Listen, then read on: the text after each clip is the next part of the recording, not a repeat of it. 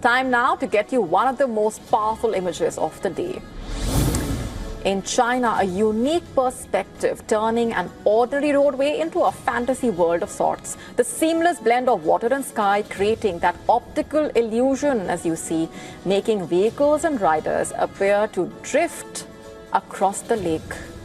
For the 12th straight night, in fact, U.S. military pounded Iranian targets, Iran hammering American military positions across the Gulf. We just told you about the implications of that.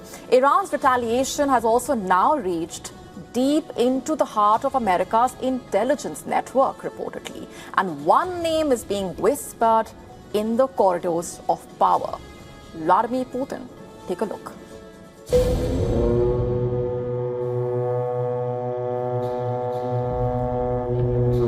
The night sky over Iran is burning again.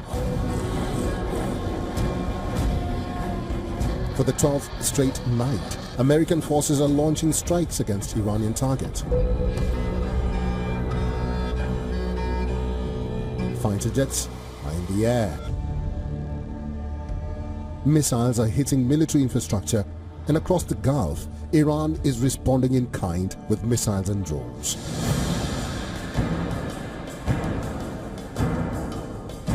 Tehran has launched waves of drones and missiles at American military positions, with Iranian attacks reportedly targeting sensitive facilities linked to U.S. intelligence operations. Now, U.S. intelligence agencies are asking a much bigger question. Where did Iran get the information? Reuters reports that Iranian drone strikes on suspected CIA facilities in the Gulf have triggered an investigation into whether Russia provided Tehran with targeting intelligence or advanced drone technology. The satellite images show the damage done to critical American military facilities across the Gulf. If confirmed, the implications would be enormous. It would suggest that the war is no longer simply a direct confrontation between Washington and Tehran. Moscow could be helping Iran identify and strike America's most sensitive military and intelligence infrastructure. The possibility of deeper Russia-Iran coordination has already raised alarms inside the U.S. intelligence community. The Kremlin has denied involvement, but the question refuses to disappear. Iran has demonstrated its ability to strike American positions across the region while U.S. forces continue their campaign against Iran's military capabilities. And the human cost is mounting. Tehran says about 50 people have been killed in the relentless American bombardment. At least 18 U.S. service members have also been killed, with around 500 others injured. The financial cost is equally staggering. The U.S. House has passed a defense bill worth roughly $1 trillion, underlining the scale of America's military commitments at a time when Washington is already fighting an expensive war. And the conflict is not slowing down. Every Iranian drone launched at an American base forces Washington to spend more on interceptors. Every U.S. strike demands more precision weapons. The war is becoming a battle of attrition. But if Russia is providing Iran with intelligence or advanced drone capabilities, the battlefield could be changing dramatically. For Tehran, Moscow could offer a powerful force multiplier. For Washington, it would raise a terrifying possibility. America may not just be fighting Iran. It may be facing a much larger network of adversaries working together. And if Putin's hidden hand is really behind Iran's retaliatory fire, the war is about to become far bigger than anyone expected. Bureau Report. WION World is One. A dangerous confrontation is unfolding in one of the world's most contested waters. Chinese and Philippine vessels facing off once again, with water cannons, collisions, injuries, pushing tensions towards a new breaking point. Beijing is now warning Manila of bitter consequences if the standoff continues. Take a look. Listen up, China Coast Guard 14602.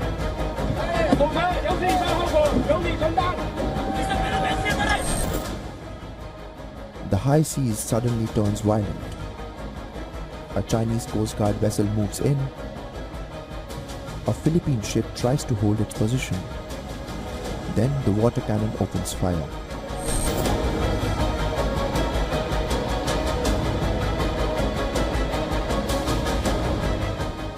A powerful jet of water slams into the Philippine vessel as the confrontation escalates around Scarborough Shoal, one of the most sensitive flashpoints in the South China Sea.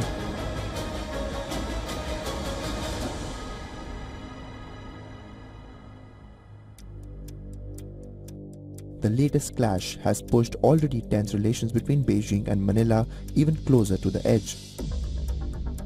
The latest standoff comes after Chinese Foreign Minister warned his Philippine counterpart that Manila would bear the bitter consequences if it tried to provoke Beijing with the help of other countries.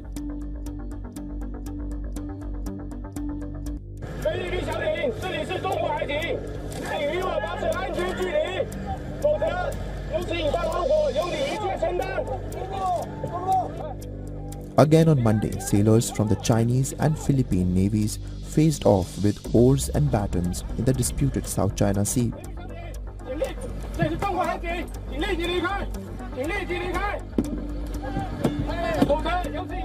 Philippine officials saying that one of its sailors suffered a head injury as a result of the altercation, while China says Philippines provoked latest confrontation.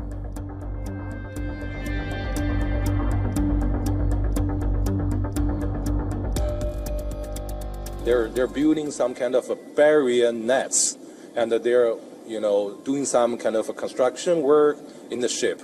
So we sent 2 boats to check what happened, because that's against the spirit of our provisional agreement. That is no new construction. Okay, we agree to the resupply, agreement.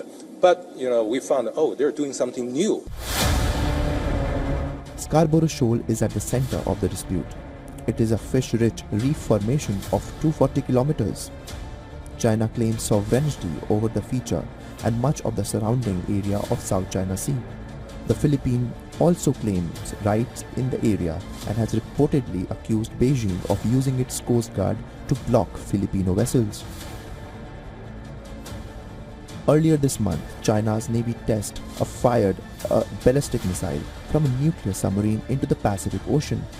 The test reflects Beijing's determination to project power over its neighbors. Now, at the meeting of ASEAN in Manila, the US again echoed the concerns of its allies in the region. Yeah, look, they know where we feel about those issues. Obviously, we publicly expressed ourselves on the missile launch. It's a destabilizing event. And what's happened with the Philippines, obviously we saw that too. The whole world saw it, and it's disturbing, and these challenges and these claims of sovereignty over territory are a growing challenge. The South China Sea could become another flashpoint while the world's focus is elsewhere. The stakes are enormous. The waterway is one of the world's most important trade routes. Huge volumes of commercial shipping pass through the region every year. It is also a strategic military theater. China has built a powerful military presence across the South China Sea. The Philippines is strengthening its defense ties with the United States. American forces regularly conduct joint exercises with Manila. One mistake could trigger a much larger crisis. And as Chinese and Philippine ships continue to confront each other, the question is no longer whether tensions will rise.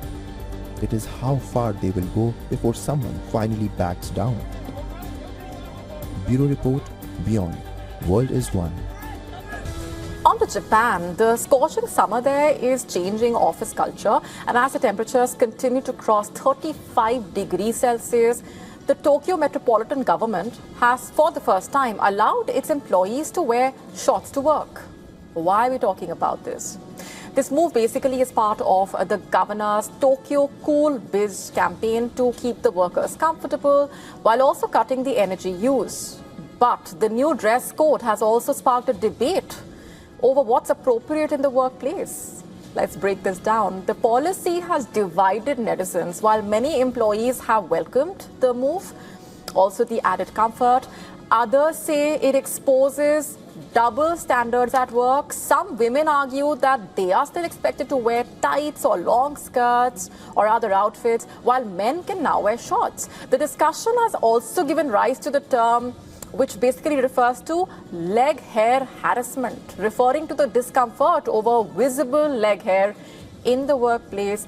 Public opinion seems to be split as well. A June survey found that 53.5% of the respondents opposed wearing shorts to work, while 46.5% supported the idea. For many, concerns about appearance, body hair remain sticking points. Although casual dressing has become more common when it comes to startups and tech firms, for example, shorts are still somewhat rare when it comes to traditional Japanese offices, reportedly. And this debate has also led more men to seek laser hair removal, reportedly, with some saying grooming is now part of the workplace etiquette. The debate comes as Japan endures one of its hottest summers on record. The Japan Meteorological Agency has warned of extreme heat, with temperatures crossing 40 degrees Celsius in some parts. In Tokyo alone, 453 people were rushed to hospitals for heat-related illnesses in a single day, the highest daily figure since records started 16 years ago.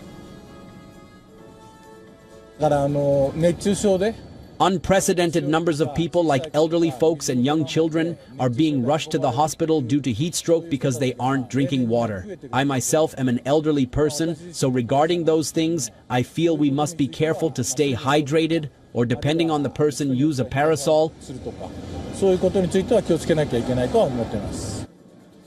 And over the past week itself, at least 14 people have lost their lives because of Japan's heat wave.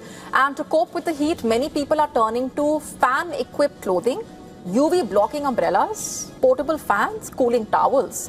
Experts are also urging people to gradually adapt to the heat, warning that Japan's high humidity also makes it harder for the body to cool down and also increases the risk of heat-related illnesses. To stay up to speed with the latest news, download the WION app and subscribe to our YouTube channel.